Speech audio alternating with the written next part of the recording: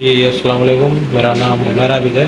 मैंने सर अयाज से 2 महीने पहले शॉपिफ़ाई का कोर्स किया है और सर ने माशाल्लाह से अच्छे तरीके से गाइड किया। मैंने पहले अपना स्टोर क्रिएट किया, स्टोर अपना जब कंप्लीट हो गया तो उसके बाद मैंने इस हफ़्ते जो है अपने एड्स रन करे हैं। अभी मैंने इसके ऊपर 1000 स्पेंड करे हैं और जिसमें मुझे 7000 की माशाल्लाह से सेल्स आई है और इसमें मेरा 2500-2600 प्रॉफिट मुझे इसमें मिला है।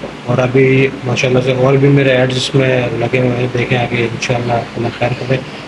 तो thank you so much sir Ayaz, आपने कोर्स कंप्लीट होने के बाद भी काफ़ी सपोर्ट किया, काफ़ी प्रॉब्लम्स के आपने सोल्यूशन बताया। तो thank you very much, take care, bye bye.